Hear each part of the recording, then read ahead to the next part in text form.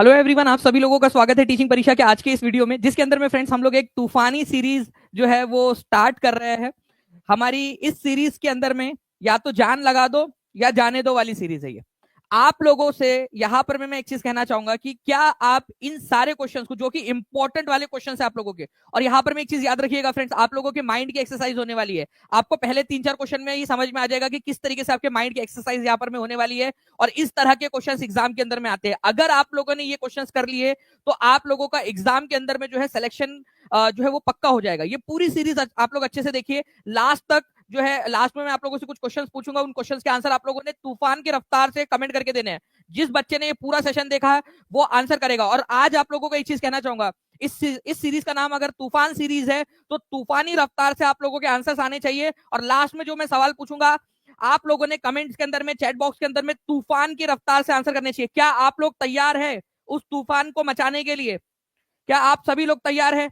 हाथ ऊपर कर दीजिए जल्दी जल्दी से, अगर आप लोग तैयार हैं तो। जितने लोग तैयार हैं हाथ ऊपर कर देंगे जल्दी से, ताकि हम इस तरह से आज तूफान मचा दे। चलिए, जितने भी बच्चे जिन्होंने सेशन को लाइक कर दिया है उन सभी लोगों का बहुत बहुत शुक्रिया फ्रेंड्स। ये पूरा का पूरा सेशन उन सभी लोगों को समर्पित जिन्होंने सेशन को लाइक एंड शेयर कर दिया है। ठीक है, एक बार हाथ ऊपर कर देंगे ताकि मैं देख सकूं कि कौन वो बच्चे जो लॉयल्टी के साथ में यहाँ पर मैं अपना अपना योगदान भी दे रहे हैं। ठीक है, जल्दी से शेयर कर देंगे जहां भी शेयर कर सकते हो। पहले क्वेश्चन की तरफ में आगे बढ़ते हैं। पहला क्वेश्चन आप लोगों की स्क्रीन के ऊपर में ये रहा, बहुत ही ध्यान से पढ़ना है इस क्वेश्चन को। ठीक है, तूफान के साथ साथ में, ठीक है, अगर तूफान आया है और आप कश्ती चला रहे हो तो कश्ती का कंट्रोल आपके हाथ में होना चाहिए। तूफान तो मचाएंगे, क्या आप अपनी कश्ती का, क्या आप अपनी जो शिप है, अगर समुद्र में तूफान आया तो क्या उसका कंट्रोल खो दोगे? नहीं, कंट्रोल भी खोना नहीं है और तूफान के अंदर में सस्टेन भी करना है। निम्नलिखित में से कौन सी पुस्तक सुभाष चंद्र बोस की नहीं है? ये क्वेश्चन पूछा गया है, नहीं लिखी गई है।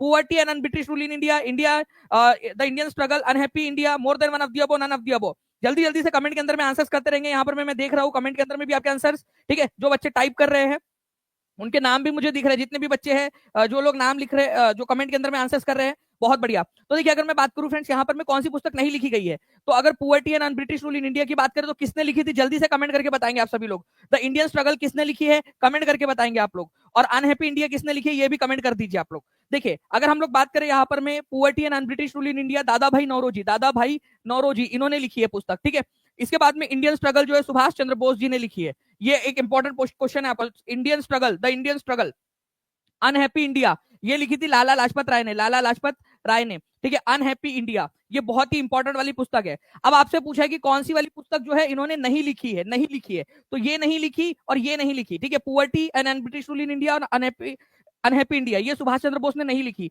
इसी वजह से आंसर डी होगा इसका। तो जितने भी लोग हैं जिन्होंने ए बी या सी लगाया, जितने बच्चे बी लगा रहे हैं उन्होंने नहीं नहीं देखा है अच्छे से, ठीक से, तो आंसर आपको ऑप्शन नंबर डी होने वाला है। कितने लोगों का सही हुआ है? हाथ ऊपर कर दीजिए। इस तरह से क्वेश्चन पूछे जाते हैं आपसे, कौन सी नहीं लिखी है।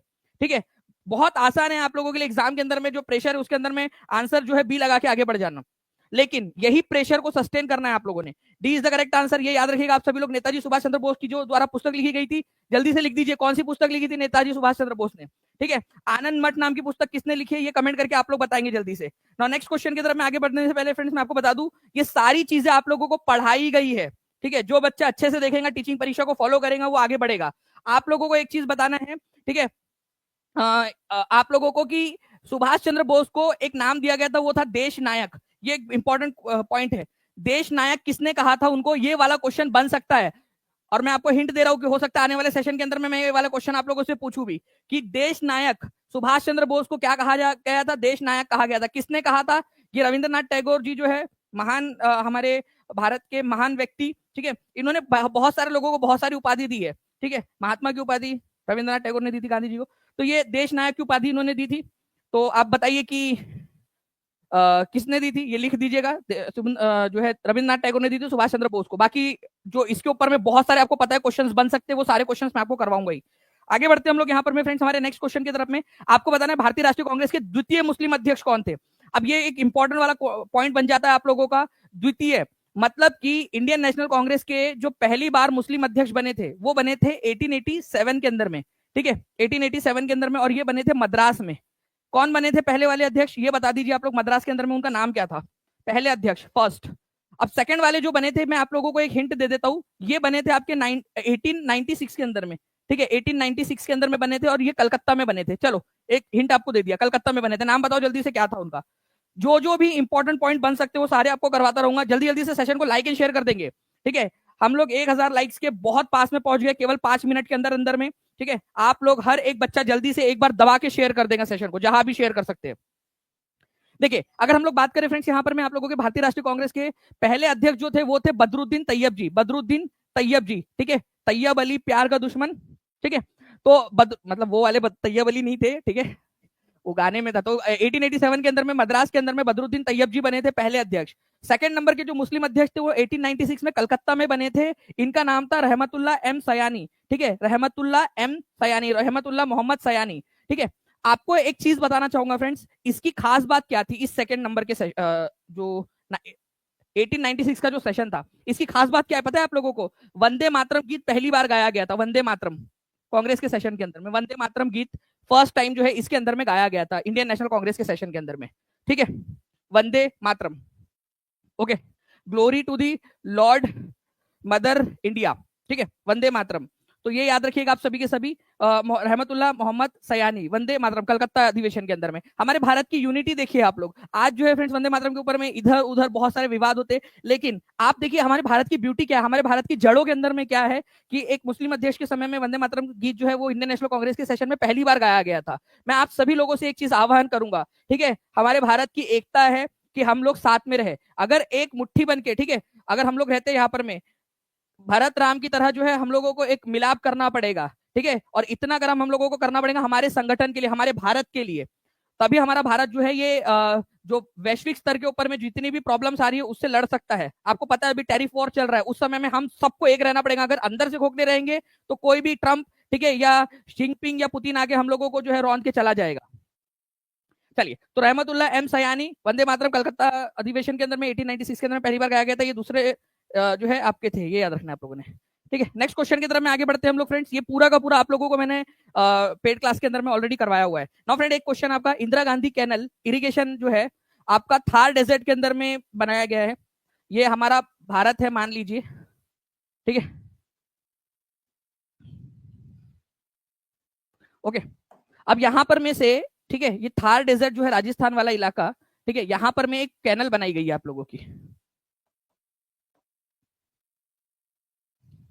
ये कैनल, ये जो कैनल है इंदिरा गांधी कैनल, हमारे भारत की सबसे लंबी कैनल है, लॉन्गेस्ट कैनल है, सबसे लंबी नहर है, ठीक है। ये कहां से निकलती है ये आप लोगों को बताना है, ठीक है। जल्दी जल्दी से बताइए ये कहां से निकलती है इंदिरा गांधी कैनल।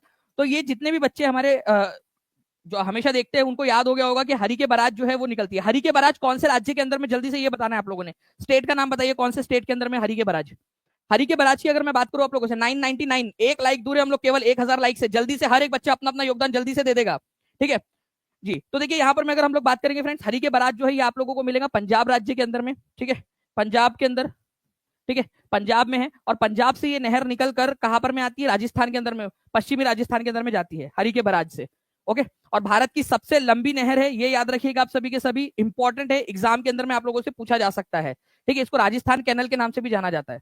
अच्छा, एक चीज आप लोगों को मैं बताना चाहूंगा, एक्स्ट्रा पॉइंट बता दूं आप लोगों को, कितने लोग चाहते हैं एक्स्ट्रा पॉइंट जो है आप लोगों को बता दूं? रेडी हो आप लोग पढ़ने के लिए? अगर आप लोग अच्छे से रेडी हो तो मैं आपको एक्स्ट्रा पॉइंट भी बताने के लिए तैयार हूं। देखिए, जो ये हरी के बराज है ना, ये कौन से दो नदियों के संगम पर है, ये क्वेश्चन अगला वाला बनेगा आप लोगों से, ठीक है। तैयार हो आप लोग? कौन से नदियों के संगम पर है? एक नदी है जिसका नाम है सतलज नदी। आप लोगों को पेड क्लास के अंदर में आपको पता है फ्रेंड्स कि अभी रिवर वाला हमारा चल रहा है सेशन, उसके अंदर में मैंने हिंट दिया था आपको, आपको बोला भी था कि सतलज और ब्यास के अंदर में मैं हरी के बराज के बारे में पढ़ाऊंगा आपको।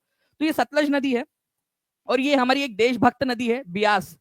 क्यों बोला उसको मैंने देशभक्त? ये ब्यास नदी जो है, ठीक है, ये पाकिस्तान जाती नहीं, ठीक है। क्या होता है, ब्यास नदी का उद्गम जो है हिमाचल प्रदेश के अंदर में होता है, पंजाब के अंदर में ये सतलज नदी में मिल जाती है। तो इसका मायका और इसका ससुराल दोनों जो है कहां पर में है, इसका मायका और ससुराल दोनों के दोनों जो है भारत के अंदर में ही है, ठीक है।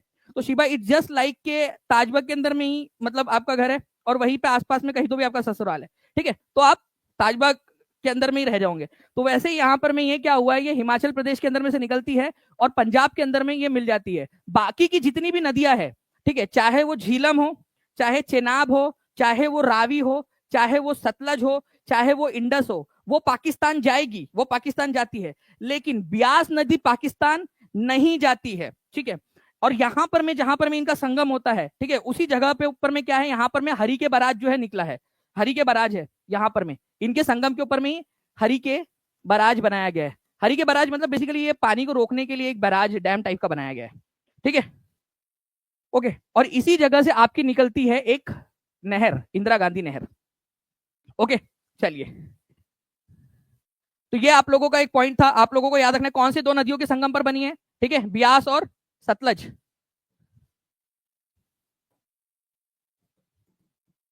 चलिए आगे बढ़ते हैं हम लोग फ्रेंड्स। यहाँ पर में बिहार में 1857 की क्रांति के दौरान, ठीक है, बाबू कुंवर सिंह की मृत्यु हो गई थी। बताइए जल्दी से, बाबू कुंवर सिंह की मृत्यु कहां पर हो गई थी? जल्दी जल्दी से बताते जाएंगे आप सभी के सभी, ठीक है। बाबू कुंवर सिंह का देहांत कब हुआ था? बिहार के अंदर में देखिए, बाबू कुंवर सिंह जो है फ्रेंड्स, ये जगदीशपुर आरा के एक जमींदार थे। 80 साल की उम्र थी इनकी, इनकी जमींदारी छीन ली गई थी अंग्रेजों के द्वारा, ठीक है। तो ये लड़ रहे थे अंग्रेजों के खिलाफ बिहार से। तो इनकी मृत्यु कौन से तारीख को, देखिए यहाँ पर मैं आपसे जब एग्जाम में क्वेश्चन आया था ना, तो केवल ईयर पूछा था, बट टीचिंग परीक्षा आपको एक कदम आगे रखेगा। और आप लोगों को ये याद रखना है फ्रेंड्स कि ये तारीख है 26 अप्रैल, ठीक है, 1858 को इनका निधन हुआ था। 26 अप्रैल, ठीक है, 1858 को, 26 अप्रैल 1858 को इनका निधन हुआ था। तो आंसर इसका ऑप्शन नंबर सी हो जाएगा, ठीक है। 78% लोगों ने सही आंसर दिया हुआ है। ओके, और ये आप लोग आप देख सकते हो टीचिंग परीक्षा के जो है, जो हमने आपको टेस्ट प्रोवाइड किया उसके अंदर में भी ये दिया हुआ है, ठीक है। आपसे एग्जाम में, बीपीएससी के एग्जाम में आया था केवल ईयर, आपको अब डेट के साथ में याद हो गया है पूरा, ठीक है। चलिए, नाउ फ्रेंड, भारत की विभाजन के समय भारतीय राष्ट्रीय कांग्रेस का अध्यक्ष कौन था, ये आप लोगों को बताना है। जब विभाजन हुआ उस समय में भारतीय राष्ट्रीय कांग्रेस का अध्यक्ष कौन था, ये बता दीजिए जल्दी जल्दी से। इंपॉर्टेंट पॉइंट एग्जाम के अंदर में आप लोगों से पूछ सकते हैं।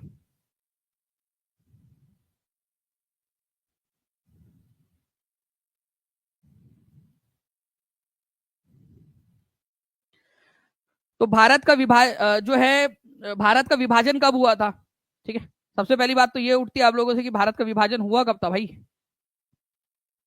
तो भारत का विभाजन जो है फ्रेंड्स, ये याद रखना है आप लोगों ने, 1947 के अंदर में हुआ, 1947 में। इसी समय में भारत की आजादी भी हुई थी। आजादी तो दो तरीके से क्वेश्चन बन सकता है आप लोगों का कि भारत की आजादी इंडिपेंडेंस के समय में कौन था और विभाजन के समय में कौन था। एक ही बात होगी ना, एक ही समय में आजादी और विभाजन एक ही साथ तो हुआ था हमारे भारत का, ठीक है। तो भारत के विभाजन के समय में जेबी कृपलानी, ठीक है, ये याद रखना है आप लोगों ने फ्रेंड्स, भारतीय राष्ट्रीय कांग्रेस के अध्यक्ष थे। प्लीज थोड़ा सा अगर आप चाहते हो तो मैं एक कुछ एक्स्ट्रा पॉइंट्स आपको बताना चाहता हूं आप लोगों के फायदे के लिए, ठीक है। प्रीमियम चीज है, थोड़ा सा ध्यान रखिएगा आप लोग। 1940 से लेकर, ठीक है, 1946 तक, ठीक है, 1940 से 1946, 1940 के अंदर में रामगढ़ के अंदर में सेशन हुआ था, रामगढ़ में, रामगढ़, ठीक है। ये पहले बिहार का हिस्सा हुआ करता था, अब आज झारखंड का हिस्सा है, ठीक है। अब्दुल कलाम जो थे, मौलाना अब्दुल कलाम, मौलाना अब्दुल कलाम जो है ये अध्यक्ष थे, ठीक है, 6 साल तक लगातार। फिर 1946 के अंदर में एक सेशन होता है, ये सेशन हुआ था आप लोगों का कहां पर में, ठीक है, मेरठ के अंदर में, ठीक है, मेरठ में हुआ था, मेरठ, मेरठ में हुआ। और मेरठ के अंदर में जब सेशन हुआ तो जो आचार्य कृपलानी थे, ठीक है, जेबी कृपलानी, कृपलानी ये अध्यक्ष चुने जाते हैं। 1947 में हम लोग बहुत खुश थे, ठीक है, आजादी का जश्न मनाने में, बाकी चीजों में सेशन हुआ ही नहीं। डायरेक्ट अब सेशन कहां पर में हुआ, ये सेशन हुआ आप लोगों का 1948 के अंदर में, और ये सेशन हुआ था जयपुर के अंदर में। और इस सेशन के अंदर में पत्ताबी सीतारमैया, पत्ताबी सीतारमैया, ठीक है, ये अध्यक्ष बनते, पत्ताबी सीतारमैया। तो भारत की आजादी और बंटवारा 1947 में हुआ, इस समय में जेबी कृपलानी ही अध्यक्ष थे, ये याद रखना है आप लोगों ने, ठीक है। इंपॉर्टेंट पॉइंट है, एग्जाम में पूछा जा सकता है। ओके, तो आंसर आप लोगों को हो जाएगा जेबी कृपलानी, चाहे आजादी के समय पूछे चाहे विभाजन के समय में पूछे, याद रखना है आप सभी लोगों ने, ठीक है। चलिए नेक्स्ट क्वेश्चन की तरफ में हम लोग आगे बढ़ते हैं फ्रेंड्स हमारे। और मैं आप लोगों से इसमें से कोई भी सवाल पूछ सकता हूँ लास्ट में, आप लोग क्या तैयार हो लास्ट में तूफानी तरीके से आंसर करने के लिए? चलिए, अब देखिए इस क्वेश्चन का आंसर आप लोग जल्दी जल्दी से करेंगे कमेंट के अंदर में, ठीक है, और पोल भी आप लोगों के पास में आ जाएगा, जल्दी से आप लोग आंसर करते रहिए इसका। जी हाँ, 3 जून 1947 को माउंटबेटन प्लान के तहत भारत का विभाजन हुआ था। माउंटबेटन प्लान वाला क्वेश्चन भी आप लोगों से पूछूंगा मैं।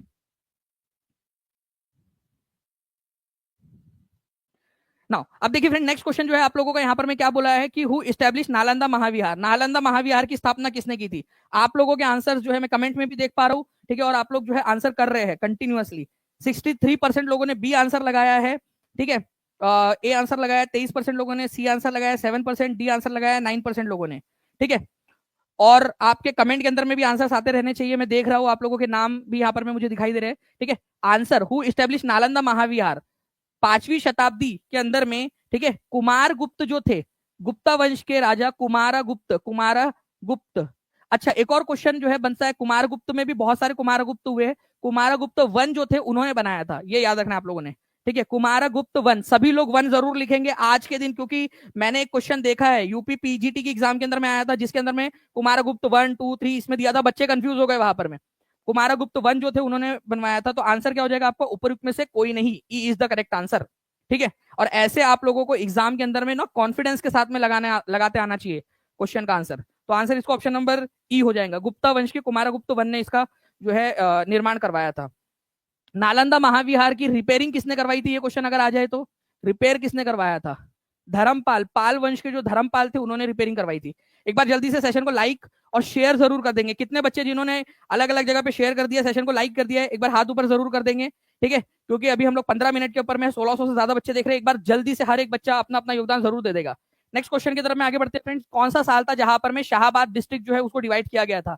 अब बहुत इंपॉर्टेंट क्वेश्चन ये बनता है, अगर आप एग्जाम दे रहे हो बिहार की किसी भी एग्जाम के अंदर में, भाई एक बहुत इंपॉर्टेंट वाला डिस्ट्रिक्ट हुआ करता था जिसका नाम था शाहाबाद डिस्ट्रिक्ट। ठीक है, शाहाबाद डिस्ट्रिक्ट, इसको डिवाइड कर दिया गया। एक समय था जब शाहाबाद नाम से एक डिस्ट्रिक्ट हुआ करता था। आज आपको बिहार के मैप के अंदर में कहीं पे भी शाहाबाद डिस्ट्रिक्ट नहीं दिखता है। तो शाहाबाद डिस्ट्रिक्ट को कब डिवाइड किया गया था? ठीक है, तो शाहाबाद डिस्ट्रिक्ट जो है फ्रेंड्स, ठीक है, इसका मुख्यालय आरा के अंदर में हुआ करता था, पश्चिमी हिस्से के अंदर में। ठीक है, भोजपुरी भाषा के 2 जिले थे। ठीक है, एक तो आप भोजपुर जिला और एक रोहतास जिला, 2 जिले बनाए गए थे। बाद में भोजपुर और रोहतास दोनों को भी अलग किया गया। ठीक है, रोहतास से अलग किया गया कैमूर को, और भोजपुर से अलग किया गया बक्सर को। तो ऐसे 4 डिस्ट्रिक्ट के बराबर का आपका शाहबाद जिला था अकेला। ठीक है, तो कब बना था ये, कौन से साल के अंदर में टूटा था ये? ठीक है, कौन से साल में इसको डिवाइड किया गया था? 1972 के अंदर में। अच्छा, कौन से 2 डिस्ट्रिक्ट में बांटा गया था, ये क्वेश्चन बन सकता है। ठीक है, तो आपको याद रखना है भोजपुर और रोहतास के अंदर में, भोजपुर, ठीक है, भोजपुर और रोहतास के अंदर में ऐसे बांटा गया था इसको, भोजपुर और रोहतास में। ठीक है, अच्छा, इसके बाद में जो है फ्रेंड्स, भोजपुर के अंदर में से कौन सा जिला निकला? बक्सर निकला, बक्सर, बक्सर जिला निकला। और रोहतास में से कौन सा जिला निकला? कैमूर जिला निकला, कैमूर, जिसको भभुआ भी बोला जाता है। ठीक है, ये आप लोगों ने याद रखना है, इंपॉर्टेंट पॉइंट है, एग्जाम के अंदर में आप लोगों से पूछ सकते हैं। ठीक है, 1972 के अंदर में। तो आप सोचिए कि ये बक्सर, ठीक है, आरा, ये इतना बड़ा जो है आप लोगों का अकेला क्या था पूरा? ठीक है, शाहाबाद डिस्ट्रिक्ट हुआ करता था एक बिहार के अंदर में 1972 तक। भारत में सेवा कर किसकी सिफारिश पर लागू किया गया था? ये क्वेश्चन जो है आप लोगों का बीपीएससी 2016 में आया हुआ है फ्रेंड्स, आगे में पूछे जाने की संभावना है। अब ये सेवा कर क्या होता है? ठीक है, सेवा कर मतलब आप किसी को बोल नहीं रहे हो कि भाई मेरी सेवा कर। सेवा कर का मतलब है यहाँ पर में टैक्स, कर का मतलब होता है टैक्स। ठीक है, और सेवा मतलब सर्विसेज। अब जैसे आपको पता है कि जितनी भी आपके ऐसी चीजें हैं जिसके अंदर में कोई प्रोडक्ट आपको डिलीवर नहीं हो रहा है, कोई आपको फैसिलिटी दी जा रही है, तो वो आप लोगों की सर्विसेज के अंदर में आता है। जैसे टेलीकम्युनिकेशन हो जाए आप लोगों का, वो सर्विस है। टेलीकम्युनिकेशन क्या कर रहा है? आपको एक सुविधा प्रदान कर रहा है कि आप एक जगह पे रहते हुए दूसरे जगह पे किसी से बात कर सके। ठीक है, तो ये हो गया आप लोगों का सर्विसेज। तो टेलीफोन सर्विसेज, स्टॉक ब्रोकरेज हो जाता है कि कोई एक व्यक्ति होता है जो आपको स्टॉक खरीद कर फिर उसको बेचने में मदद करता है, ब्रोकर जो होता है। जनरल इंश्योरेंस आप लोगों का हो जाए। ये सारे के सारे क्या है आप लोगों के? ठीक है, सेवा जो है सर्विस टैक्स है आप लोगों के। तो सर्विस टैक्स जो है फ्रेंड्स भारत के अंदर में 1994 के अंदर में, ठीक है, 1994 का जो बजट आया था उस समय में हमारे फाइनेंस मिनिस्टर थे, ठीक है, फाइनेंस मिनिस्टर थे मनमोहन सिंह, मनमोहन सिंह, ठीक है, डॉक्टर मनमोहन सिंह। उन्होंने इसको इंट्रोड्यूस किया था बजट के अंदर में, और इसको इंट्रोड्यूस किया गया था राजा जे चेलिया कमेटी की सिफारिश के आधार पर, राजा जे चेलिया। और ये आप लोगों का देखिए फ्रेंड्स एग्जाम में आया हुआ क्वेश्चन है, 2016 के बीपीएससी में आने की संभावना है बहुत ज्यादा ये। तो राजा जे चेलिया कमेटी की सिफारिश के आधार पर डॉक्टर मनमोहन सिंह जो है उन्होंने इसको इंट्रोड्यूस किया था। पहली बार सेवा कर, सर्विसेज टैक्स, टेलीफोन सर्विसेज हो जाए, स्टॉक ब्रोकरेज हो जाए, जनरल, पहली बार में तो तीन ही सर्विसेज में किया गया था, टेलीफोन, स्टॉक और जनरल इंश्योरेंस में 5% का टैक्स लगाया गया था। आज हमारे भारत में उसका एडवांस रूप देखता है आपको जीएसटी। ठीक है, केलकर कमेटी जो थी उसने सबसे पहले जीएसटी भारत के अंदर में लागू करने की सिफारिश की थी। ओके, राजा जे चेलिया कमेटी, ये याद रखना आप सभी लोगों ने। ठीक है, कब किया गया था ये भी क्वेश्चन बन सकता है। एफएसएसएआई के असिस्टेंट ऑफिशियल एग्जाम के अंदर में आया हुआ क्वेश्चन, जो भी आपको बता रहा हूं ये सारे के सारे आपके एग्जाम स्पेसिफिक क्वेश्चन से एग्जाम के अंदर में पूछे जाने की संभावना है। ठीक है, बताइए जल्दी से, आप सभी इस पर्टिकुलर क्वेश्चन का आंसर करेंगे हर एक बच्चा। ठीक है, भारत में सेवा कर पहली बार कब पेश किया गया था? कमेटी का नाम जल्दी से बताइए आप लोग। कमेटी कमेटी का नाम बताएंगे। और उस समय में फाइनेंस मिनिस्टर कौन थे ये भी बता दीजिए आप लोग। ठीक है, 5% का सर्विस टैक्स लगाया गया था। तो अभी आप लोगों को मैंने बताया सर्विस टैक्स राजा जेचेलिया कमेटी की सिफारिश के आधार पर 1994 के अंदर में लगाया गया था। ठीक है, और उसको इंट्रोड्यूस किया था बजट के अंदर में फाइनेंस मंत्री, जो वित्त मंत्री थे हमारे भारत के उस समय के, मनमोहन सिंह जी, उन्होंने, जो बाद में जाके भारत के प्रधानमंत्री भी बने। ठीक है, तो आंसर क्या हो जाएगा, इसका आंसर हो जाएगा आप लोगों का friends 1994। 3 is the correct answer. ठीक है, कितने लोगों को याद हो गया अब ये 1994 वाला अब आपको? ओके,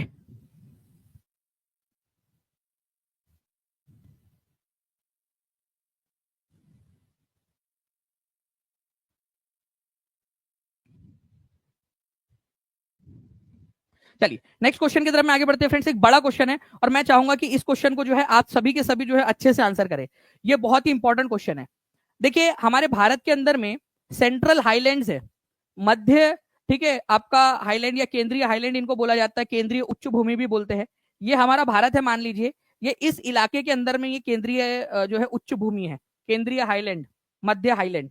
ठीक है, आपको इसका क्रम लगाना है ईस्ट से वेस्ट के तरफ में, मतलब इधर साइड से स्टार्ट करते हुए आपको इधर साइड के तरफ में लगाना है, ईस्ट से वेस्ट के तरफ में। ठीक है, ईस्ट से वेस्ट के तरफ। बताइए इसका आंसर क्या होगा। मैं थोड़ा सा हट जाता हूं ताकि आप लोग इस क्वेश्चन को देख सके और इसको इंपॉर्टेंट मार्क करो। इस क्वेश्चन को इंपॉर्टेंट मार्क करना है आप लोगों ने, सेंट्रल हाईलैंड्स वाला क्वेश्चन बन सकता है आप लोगों का। चलिए, तो क्या मैं आप लोगों को लेकर चलूं इसकी जर्नी के ऊपर में, एक बार समझा दूं फिर आपको वापस से दिखाऊंगा क्वेश्चन। ओके, चलिए देखिए फ्रेंड्स, हमारे भारत के अंदर में, मध्य भारत के अंदर में आप लोगों को यहाँ पर में केंद्रीय जो है उच्च भूमि दिखाई देंगी आप लोगों को। अब मैं इसको थोड़ा सा और जूम कर देता हूं आप लोगों के लिए। यहां पर में आप देखिए, ये 4 जो है ना, इनको केंद्रीय उच्च भूमि बोला जाता है। अगर मैं वेस्ट से स्टार्ट करूं तो ये है मालवा का पठार। ठीक है, यहां पर में अरावली पर्वत श्रृंखला है। ठीक है, उसके उसके इधर साइड में, इस साइड में मालवा का पठार है आपका। ठीक है, उसके बाद में यहाँ पर में आपका बुंदेलखंड का पठार, मालवा का पठार, बुंदेलखंड का पठार। यहाँ पर में आ जाता है आपका बाघेलखंड का पठार। ठीक है, मालवा, बुंदेलखंड, बाघेलखंड और फिर छोटा नागपुर का पठार। ठीक है, ये आपके केंद्रीय उच्च भूमि या सेंट्रल हाईलैंड्स, केंद्रीय हाईलैंड्स इसको कहा जाता है। जल्दी से देखो यहाँ पर में, ठीक है, मालवा का पठार, बुंदेलखंड का पठार, ठीक है, बाघेलखंड का पठार, छोटा नागपुर का पठार। ये आप लोगों को 4 आपको याद हो गए। वेस्ट से ईस्ट अगर बोले तो आप लोगों को जल्दी से लगाना है। पहले आप क्या करेंगे यहाँ पर में, ठीक है, जल्दी से बताइए यहाँ पर में वेस्ट से ईस्ट की तरफ में अगर आप लोगों से बोले तो किस तरीके से आंसर लगाओगे आप लोग? वेस्ट से ईस्ट की तरफ में। ठीक है, वेस्ट से लगाओ ईस्ट की तरफ में पहले। देखिए शबीर अली जब भी आएगा ना, ये बहुत स्पीड में आएगा, बड़ा जोर से आएगा, और जो बच्चा प्रिपेयर्ड रहेगा वही आगे बढ़ेगा। बताइए, वेस्ट से ईस्ट की तरफ में लगाना है आपने, मालवा, बुंदेलखंड, बाघेलखंड, छोटा नागपुर का पठार, ये लगा दिया आपने। अब मैं आप लोगों को चैलेंज करता हूं कि इस क्वेश्चन का आंसर आप लोग करके बताइए। ये अच्छे से देख लिया अगर आप लोगों ने, ठीक है, ओके। यहां पर मैं आप लोग देख लीजिए इस पर्टिकुलर क्वेश्चन को। देखिए इस क्वेश्चन के अंदर में क्या बोला गया है आप लोगों को, आपको ईस्ट से वेस्ट लगाना है अभी। तो अब आप लोग आंसर लगाएंगे। अब ईस्ट से वेस्ट लगाइए आप लोग, ईस्ट से वेस्ट अब आप लोग लगाएंगे।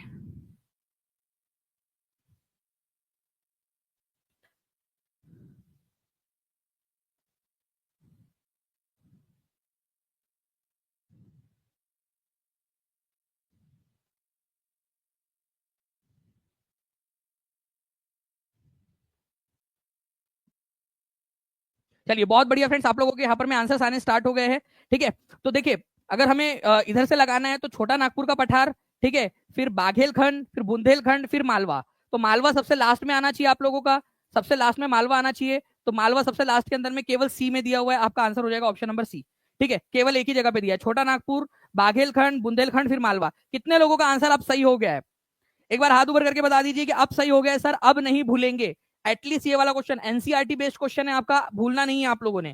ठीक है, नेक्स्ट क्वेश्चन की तरफ में आगे बढ़ते हैं। देखिए 1476 लाइक्स हो चुके हैं, केवल 24 लाइक्स दूर है हम लोग 1500 से। जल्दी जल्दी से अपना अपना योगदान सारे बच्चे दे देंगे, ठीक है, ताकि ऐसे ही हम लोग और भी बहुत सारे क्वेश्चन कर सके।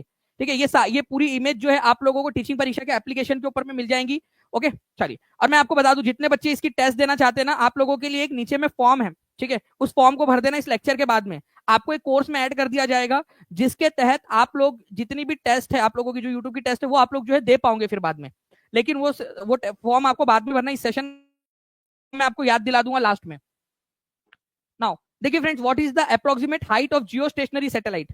ठीक है, जियो स्टेशनरी, ठीक है, भूस्थानक, अलग अलग नाम से जाना जाता है इसको हिंदी में। आपको बताना है जल्दी जल्दी से कि भूस्थैतिक, भूस्थानक, जियो स्टेशनरी, ठीक है, ये जो है आपका इसके अंदर में इसकी हाइट कितनी होती है अप्रोक्सीमेटली, अनुमानतः किस ऊंचाई पर होते हैं। देखिए जियो स्टेशनरी सैटेलाइट जो है फ्रेंड्स, आप लोगों ने याद रखना है, ये लगभग 36,000 एनसीईआरटी में दिया हुआ है 36, और ये एग्जाम में आया हुआ क्वेश्चन है, एग्जाम का बीपीएससी टीआरई का ओरिजिनल क्वेश्चन नहीं है, और ये रिपीट होगा क्वेश्चन, ये याद रखिएगा आप लोग, देख लेना ये क्वेश्चन रिपीट होगा आप लोगों का। ठीक है, मैं यहां लिख देता हूं, it is going to be repeated. ठीक है, और ये आज की तारीख में लिख देता हूं आप लोगों के लिए, ठीक है, 15 मार्च 2025। ठीक है, साइन भी कर देता हूं। ठीक है, ये क्वेश्चन रिपीट होगा आप लोगों का, आप देख लीजिएगा। ओके, तो ये आप जियो स्टेशनरी सैटेलाइट जो है आप लोगों का फ्रेंड, ये 36,000 किलोमीटर की ऊंचाई के ऊपर में होता है, तो आंसर आप लोगों का नन ऑफ द अबव होगा, ये याद रखिएगा आप लोग, उपयुक्त में से कोई नहीं। ठीक है, 36,000 ये एनसीईआरटी के अंदर में दिया हुआ है फ्रेंड्स, आप देख सकते हो एनसीईआरटी के क्लास 11th के अंदर में। ठीक है, चैप्टर नंबर 7 के अंदर में दिया हुआ है, प्रैक्टिकल ज्योग्राफी के अंदर में आप लोगों का, कि भाई जियो स्टेशनरी सैटेलाइट जो होते हैं आप लोगों के, ठीक है, यहाँ पर मैं आप लोग देखिए, जियो स्टेशनरी सैटेलाइट्स आपके 36,000 किलोमीटर की ऊंचाई के ऊपर में होते हैं। इनको एक चक्कर लगाने में कितना समय लगता है, उतना ही समय जितना पृथ्वी को घूमने में लगेगा। जियो स्टेशनरी, ये बंधे हुए जियो, जिस तरीके से जाएंगे, ठीक है, जितने जितने स्पीड से पृथ्वी घूमेंगी उतनी स्पीड से वो घूमेंगे, एक ही जगह पे रहते हैं वो, पृथ्वी के साथ साथ में घूमते रहते हैं, तो उनको पूरा, ठीक है, पूरा 24 घंटे का समय लगता है। ठीक है, पूरा एक दिन लगता है उनको एक चक्कर लगाने में। ठीक है, तो ये भी क्वेश्चन बन सकता है आपका कि जियो सिंक्रोनस, जियो स्टेशनरी, जियो जो है भूस्थैतिक, भू समकालिक, बहुत सारे नाम से इसको जाना जाता है। ठीक है, तो जियो स्टेशनरी हो जाए, ठीक है, इसको जियो सिंक्रोनस भी बोला जाता है, ये याद रखिएगा आप सभी लोग, जियो स्टेशनरी सैटेलाइट्स को ही जियो सिंक्रोनस भी बोलते हैं, जियो सिंक्रोनस, जियो सिंक्रोनस। ठीक है, तो जियो सिंक्रोनस सैटेलाइट्स होते हैं आप लोगों के फ्रेंड्स, जियो सिंक्रोनस सैटेलाइट्स। ठीक है, जियो स्टेशनरी सैटेलाइट ही है, भू समकालिक, भू स्थैतिक, भू, ठीक है, स्थितिक, ये सारे के सारे नाम इनके हैं। तो 36,000 किलोमीटर की ऊंचाई के ऊपर में होते हैं, इसलिए answer none of the above हो जाएगा इसका। एक होता है sun synchronous satellite, sun synchronous satellite जो है फ्रेंड 700 से 900 किलोमीटर की ऊंचाई के ऊपर में होता है आप लोगों का। ठीक है, वो 14 ऑन एन एवरेज 14 ऑर्बिट करता है। ठीक है, दुनिया के 14 ऑर्बिट लगभग पूरे करता है एक दिन के अंदर में, लेकिन जियो स्टेशनरी केवल एक ही ऑर्बिट पूरा करेगा एक दिन के अंदर में। ये हिंदी में भी दिया हुआ है आपका, टीचिंग परीक्षा के एप्लीकेशन के ऊपर में मिल जाएगा, हर बच्चा टीचिंग परीक्षा का एप्लीकेशन जरूर डाउनलोड कर ले। नेक्स्ट क्वेश्चन जो है फ्रेंड, देखिए यहाँ पर मैं आपको बताना है, इस क्वेश्चन को पढ़िए और जल्दी से आंसर करेंगे आप सभी के सभी कमेंट के अंदर में। टीम इसका पोल ना दिया जाए, इसका देखते हैं यहाँ पर में कि बच्चे कमेंट के अंदर में कितना आंसर कर पाते हैं। ठीक है, हर एक बच्चा यहाँ पर में आंसर करना चाहिए कमेंट के अंदर में। 1599 लाइक हो चुके, एक लाइक दूर है 1600 से, जल्दी से हमें 2000 का आंकड़ा पार करना है, हर एक बच्चा जल्दी जल्दी से योगदान देता रहेगा अपना। बताइए, यहां पर मैं जियो सिंक्रोनस बोला है, जियो सिंक्रोनस, ठीक है, जियो सिंक्रोनस, और मैंने अभी आपको बताया था कि जियो सिंक्रोनस और जियो स्टेशनरी एक ही चीज है आप लोगों की, 24 घंटे के अंदर में। ठीक है, ये पूरा करता है एक चक्कर अपना 24 घंटे के अंदर में। ठीक है, पोल इसका नहीं देना है आप लोगों ने, आपका यहाँ पर मैं आंसर आप लोगों को कमेंट के अंदर में लगाना है, सभी बच्चों ने कमेंट के अंदर में आंसर लगाएंगे आप सभी के सभी। ठीक है, तो 24 घंटे के अंदर अंदर में जो है फ्रेंड्स, ये एक अपना चक्कर पूरा करता है, मतलब एक दिन में एक ही चक्कर लगाएगा पूरे दुनिया का। ऑर्बिटल पीरियड मतलब पृथ्वी के अराउंड घूमने का। और वही सन सिंक्रोनस की बात करूं अगर मैं, सन सिंक्रोनस, ठीक है, वो कम से कम 14 चक्कर लगा लेता है पूरे पृथ्वी के, ठीक है, एक दिन में। तो आंसर इसका जो है आपका हो जाएगा फ्रेंड 24 घंटे। देखिए ये इस तरीके से एक ही जगह पे रहेगा, जैसे पृथ्वी घूम रही है उतने उसी स्पीड से घूम रहा है। आप देखिए, जैसे जैसे पृथ्वी घूम रही है उसी तरीके से घूम रहा है, आप देखते जाइए यहाँ पर में, है ना। तो पूरा एक चक्कर लगाने में पूरे 24 घंटे का समय लग जाएगा इसको। ठीक है, 24 घंटे का समय। तो इस तरीके से इसको याद रखिएगा आप लोग। ओके, नाउ फ्रेंड, भू स्थिर उपग्रह, ठीक है, जियो स्टेशनरी सैटेलाइट। अब बताइए आप लोग, अब देखिए यहां पर मैं भू स्थिर लिख दिया इसको, ठीक है, भू समकालिक, भू स्थैनिक, भू स्थिर, हिंदी में कुछ भी ट्रांसलेट करते हैं, इंग्लिश में जियो स्टेशनरी, जियो सिंक्रोनस, बस यही दो ट्रांसलेशन हो सकते हैं उसके। आंसर बताएंगे इसका क्या होगा। 2000 से ज्यादा बच्चे हो चुके हैं फ्रेंड्स, कॉन्ग्रेचुलेशन आप सभी को। बताइए इस पर्टिकुलर क्वेश्चन का आंसर क्या हो जाएगा आप लोगों का। देखिए जियो स्टेशनरी सैटेलाइट की बात करें हम लोग तो ये किसी भी हाइट पे घूम सकते हैं, एक फिक्स्ड हाइट पे घूमते हैं, उसके मास पर डिपेंड करता है, द्रव्यमान पर कि किस ऊंचाई पर रहेंगे, एक से अधिक या ऊपर में से कोई नहीं। भाई ये हमेशा एक फिक्स्ड हाइट के ऊपर में होते हैं। कितनी हाइट है? अप्रोक्सीमेटली 36,000, ठीक है, 36,000 किलोमीटर की हाइट है, ठीक है, 36,000 किलोमीटर की हाइट, ठीक है, 36,000। तो स्थिर ऊंचाई के ऊपर में घूमते हैं ये, तो आंसर इसका ऑप्शन नंबर बी होगा, ठीक है, ऐसे याद रखना। और ये भी एक्चुअल क्वेश्चन है जो एग्जाम के अंदर में आया था आप लोगों का, एक्चुअल एग्जाम में आया हुआ क्वेश्चन आप लोगों का। ओके, तो स्थिर ऊंचाई होती है इनकी, फिक्स्ड ऊंचाई है एट 36,000 किलोमीटर की। वही मैं बात करूं सन सिंक्रोनस सैटेलाइट की, तो ये आपका 700 से 900 जो है इतनी ऊंचाई के ऊपर में घूमेंगे, सन सिंक्रोनस, ठीक है। सूर्य तुल्य कालिक जो आपके उपग्रह होते हैं इनको सूर्य तुल्य कालिक बोला जाता है। भूस्थैतिक बोलते हैं सन सिंक्रोनस को या जियो स्टेशनरी को, जियो स्टेशनरी या जियो सिंक्रोनस को। सन सिंक्रोनस को कहा जाता है सूर्य तुल्य कालिक, हिंदी में बड़ा खतरनाक सा नाम है, बट मुझे लगता है कि अगर हिंदी के अंदर में देना होगा ना उनको तो वो सन सिंक्रोनस लिख कर देंगे आप लोगों को, ठीक है। ये भी मैं आपको बता देता हूँ क्योंकि मैंने जितने भी क्वेश्चंस देखे अब तक वो वहां पर में सन सिंक्रोनस लिख कर आता है, ऐसा सन न सन ऐसा इस तरीके से लिख कर आता है। नाउ आगे बढ़ते हैं हम लोग फ्रेंड्स हमारे नेक्स्ट क्वेश्चन की तरफ में। लॉन्ग वॉक टू फ्रीडम किसकी आत्मकथा है? ये एनसीईआरटी बेस्ड क्वेश्चन है, आपको बताना है लॉन्ग वॉक टू फ्रीडम किसकी आत्मकथा है।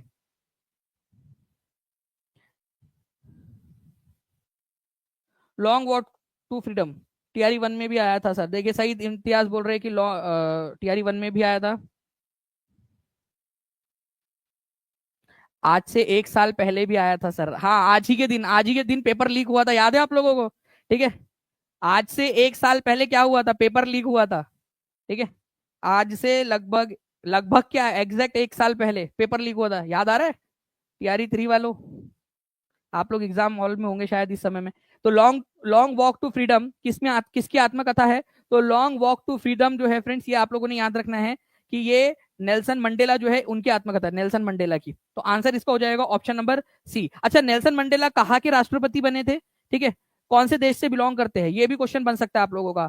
तो नेल्सन मंडेला जो है फ्रेंड्स याद रखना है आप लोगों ने, साउथ अफ्रीका के प्रेसिडेंट बने थे, ठीक है। 27 साल तक ये लगभग जेल में रहे और बाद में निकलने के बाद में साउथ अफ्रीका के राष्ट्रपति भी बने, ठीक है, साउथ अफ्रीका के राष्ट्रपति। अच्छा, दो व्यक्ति ऐसे हैं जिनको भारत के अंदर में जो है ये दिया गया है, भारत रत्न दिया गया है विदेशी व्यक्तियों को, उनमें से एक ये है, ठीक है।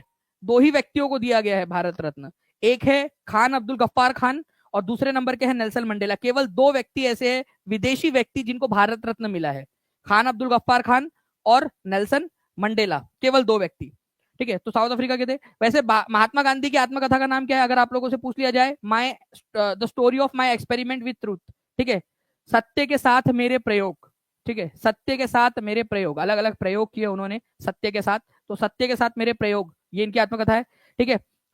इसके अलावा जो है फ्रेंड्स अगर आप लोगों से बात करूं, बराक ओबामा ने काफी सारी ऑटोबायोग्राफीज लिखी है। ड्रीम्स फ्रॉम माय फादर, ठीक है, द ऑडेसिटी ऑफ होप, ठीक है, ये उनकी ऑटोबायोग्राफीज है, ठीक है, बराक ओबामा की। तो Nelson Mandela long walk to freedom NCERT में भी दिया हुआ, याद रखिएगा। देखिए फ्रेंड्स ये भी क्वेश्चन एग्जाम के अंदर में आया हुआ क्वेश्चन है आप लोगों का, ठीक है। आप लोगों को बताना है इस पर्टिकुलर क्वेश्चन के अंदर में, ये क्वेश्चन मैंने करवाया भी था आप लोगों को अगर याद आ रहा हो तो, ठीक है। मैं दिखा भी दूंगा आपको, ये एग्जाम में आया हुआ इसका स्क्रीनशॉट। पर्यावरण के लिए कौन सा खतरा नहीं है? कौन सी चीज पर्यावरण के लिए खतरा नहीं है? प्लांट उगाना, भाई प्लांट उगाना पर्यावरण के लिए खतरा थोड़ी हो सकता है। जनसंख्या वृद्धि, ठीक है, जो है फसल वृद्धि तो नहीं है। पर्यावरण के लिए क्या खतरा हो सकता है आप खुद बताइए? पर्यावरण के लिए, तो पर्यावरण के लिए खतरा हो सकता है भाई ग्रोइंग पॉपुलेशन। कैसे सर? जनसंख्या बढ़ने से कौन सा नुकसान हो जाएगा? तो जनसंख्या बढ़ने से जो है फ्रेंड्स आप लोगों ने याद रखना है कि आपका रिसोर्सेज के ऊपर में दबाव पड़ेगा, ज्यादा खाने की मांग होगी तो ज्यादा पैदावार बढ़ानी पड़ेगी, जंगलों को काटोंगे आप लोग, घर बनाने के लिए जंगल को काटोगे, ठीक है।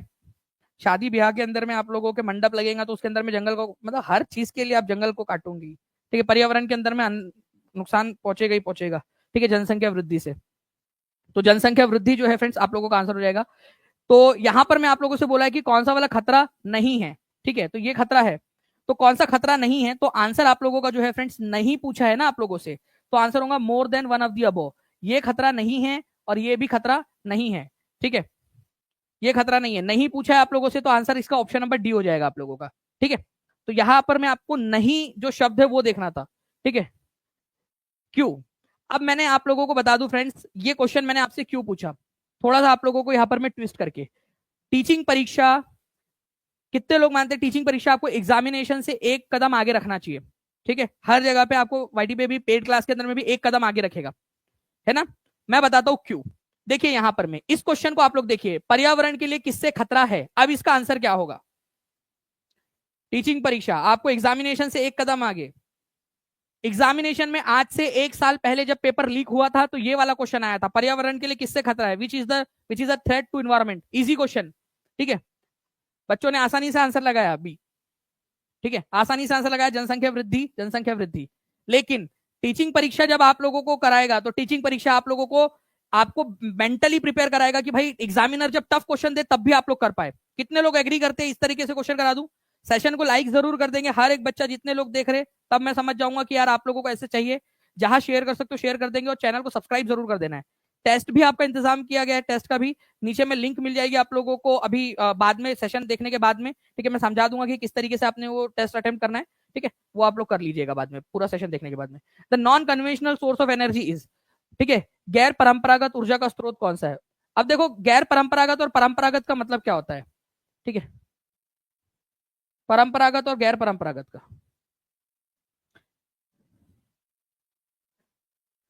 अच्छा एक चीज आपको बताऊं फ्रेंड्स, ये पिछला वाला जो क्वेश्चन था ना आप लोगों का, ठीक है, ये वाला जो क्वेश्चन है, ये आप लोगों का एनसीईआरटी के अंदर में जो है वो दिया हुआ है, एनसीईआरटी एमसीक्यूज के अंदर में, ये आप देख सकते हो।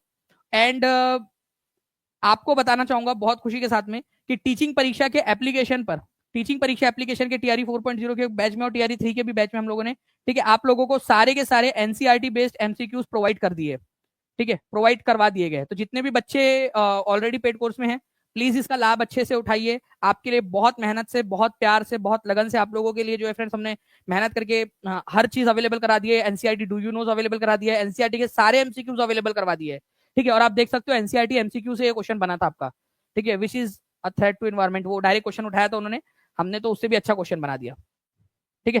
तो जितने भी बच्चे टीआरई 4.0 की बैच में हैं, ठीक है, पेड बैच में, वो लोग जरूर इसका फायदा उठाइएगा क्योंकि वहां से क्वेश्चन बनते हैं। ऊर्जा का गैर परंपरागत स्रोत कौन सा है? तो ऊर्जा का गैर परंपरागत स्रोत की अगर मैं बात करूं आप लोगों से फ्रेंड्स, नॉन कन्वेंशनल, यहां पर में है ही गैर। गैर, गैर कौन होता है? जो अपना ना हो, ठीक है, और अपना कौन होता है? जो पहले से होता है, ठीक है। तो गैर मतलब कि अभी अभी हम लोगों ने उसका इस्तेमाल करना स्टार्ट किया है, पहले से हम इसका इस्तेमाल नहीं कर रहे हैं, ठीक है। गैर परंपरागत स्रोत ऊर्जा का, तो परमाणु ऊर्जा का इस्तेमाल हम हमेशा से नहीं कर रहे, ये नॉन कन्वेंशनल सोर्स है एनर्जी का, ठीक है, गैर परंपरागत है, अभी अभी हम इन्हें इस्तेमाल करना स्टार्ट किया है, बहुत लंबे समय से नहीं कर रहे। बायोमास, ठीक है, बायोगैस जो है आप लोगों की, उसका इस्तेमाल अभी अभी हमने स्टार्ट किया है कि किस तरीके से जो कचरा है उससे गैस जो निकलती है, ठीक है, मीथेन, स्पेशली कार्बन डाइऑक्साइड और मीथेन, तो उससे हम लोग उसका इस्तेमाल कर सकते हैं। भूतापीय ऊर्जा मतलब पृथ्वी के अंदर में जो ऊर्जा है, पृथ्वी के अंदर में, ठीक है, बहुत सारी ऊर्जा है, तो इस ऊर्जा का इस्तेमाल जो है हम लोग कर सकते हैं हमारे जरूरतों को पानी गर्म करने के लिए या फिर इलेक्ट्रिसिटी जनरेशन के लिए, ठीक है। तो भूतापीय ऊर्जा, ये सारी क्या है आप लोगों की गैर परंपरागत ऊर्जा के स्रोत है। तो उपयुक्त में से एक से अधिक आंसर हो जाएगा, D is the correct answer. ये एग्जाम में आया हुआ क्वेश्चन है आप लोगों का, ठीक है। 1888 1892 लाइक्स हो चुके हैं अभी यहाँ पर, मैं आपको बता रहा हूँ उतने समय के अंदर में। तो जल्दी जल्दी से हर एक बच्चा सेशन को लाइक एंड शेयर जरूर कर देगा ताकि आप लोगों को सारे के सारे याद हो जाए, ठीक है। इसके अलावा और कौन कौन से आप लोग बता सकते हो मुझे, ठीक है, non conventional source of energy के कुछ और एग्जाम्पल आप बता सकते हो मुझे? सोलर एनर्जी गैर परंपरागत ऊर्जा का स्रोत है, सौर ऊर्जा, ठीक है, विंड एनर्जी, पवन ऊर्जा, टाइडल एनर्जी, ठीक है, ज्वारीय ऊर्जा, ये क्या है आप लोगों के फ्रेंड्स नॉन कन्वेंशनल सोर्स के एग्जांपल है। प्लीज इसको भी याद रखना, पूरा का पूरा एनसीईआरटी आपको, एनसीईआरटी और एससीईआरटी दोनों, हिंदी इंग्लिश दोनों में प्रोवाइड करवा दिए गए हैं। सोलर एनर्जी आप लोगों की, सौर ऊर्जा गैर परंपरागत ऊर्जा का स्रोत है, विंड एनर्जी, ठीक है, टाइडल एनर्जी, ये सारे आप लोगों के क्या है, गैर परंपरागत ऊर्जा के स्रोत है, ठीक है। नाउ अब एक क्वेश्चन और है आपका, ठीक है, बताइए, एनसीईआरटी बेस्ड क्वेश्चन है आप लोगों का ये भी। जनसंख्या घट जाएगी यदि, पॉपुलेशन विल डिक्रीज इफ, ठीक है, जनसंख्या घट जाएंगी, जनसंख्या कैसे घटेंगी बताइए। देखो अगर हम लोग बात करेंगे फ्रेंड्स यहाँ पर मैं जनसंख्या घटने की, तो यहाँ पर एनसीईआरटी में ना कुछ इमेजेस आपको दी गई है और ये सारी इमेजेस आपको प्रोवाइड करवा दी गई है आपके, कोर्स के अंदर में। पॉपुलेशन इंक्रीज कब होंगी? जब बर्थ रेट, मतलब बैठे बैठे क्या करे, करना है कुछ काम, मतलब बहुत सारा बच्चे जो है वो पैदा हो रहे हैं यहाँ पर में, बर्थ रेट बढ़ गया और लोग मर नहीं रहे, ठीक है, वैक्सीन वैक्सीन बन गई और सारी जो है हेल्थ सुविधाएं सारी उपलब्ध हो गई, उसके कंपेरिजन में बच्चे ज्यादा पैदा हो रहे, लोग कम मर रहे, तो पॉपुलेशन इंक्रीज होंगी, ठीक है। हाँ, जितने लोग पैदा हुए उतने ही लोग मर भी गए, ठीक है, उतने ही लोग मर गए, तो पॉपुलेशन स्टेडी रहेंगी, उतनी ही रहेंगी आपकी। आप हंस क्यों रहे हो आप लोग? पॉपुलेशन इंक्रीज डिक्रीज की बात करें, हंस क्यों रहे हो? ओके, पॉपुलेशन डिक्रीज जो है कब होंगी? जब जो है बहुत सारे लोग मर रहे हैं, लेकिन आप लोग जो है बिजी हो लेक्चर देखने के अंदर में, आप लोगों का मतलब ध्यान ही नहीं है, पढ़ाई नहीं कर रहे आप लोगों की, बीपीएससी टीआरई 4.0 का नोटिफिकेशन जो है वो डिले हो गया, लोगों की शादी नहीं हो रही, ठीक है, बर्थ रेट कम हो गई, ठीक है, बर्थ रेट कम हो गया, तो यहां पर में क्या होगा, पॉपुलेशन जो है वो डिक्रीज हो जाएगी आप लोगों की। तो पॉपुलेशन डिक्रीज कब होंगी? जब बच्चे कम पैदा होंगे, ज्यादा लोग मरेंगे, या फिर कोई पेंडेमिक आ जाए, ठीक है, कोई सुनामी आ जाए, बहुत बड़ा कोई मीटोराइट आके टकरा जाए, ठीक है, दुनिया से, तो वो हो जाएगा आप लोगों का कि भाई बहुत सारे लोग मर गए। ओके, तो पॉपुलेशन डिक्रीज जो है फ्रेंड्स कब होंगी? जब बच्चे कम पैदा होंगे, लोग ज्यादा मरेंगे। क्वेश्चन में क्या पूछा गया था आपसे? क्वेश्चन में पूछा गया था जनसंख्या कब घट जाएंगी। अब बताओ आंसर क्या होगा? 2000 प्लस लाइक्स हो चुके हैं, कॉन्ग्रेचुलेशन आप लोगों को। सर मेरे गांव में कल होली वाले दिन एक 25 साल का लड़का मर गया। So sad Praveen.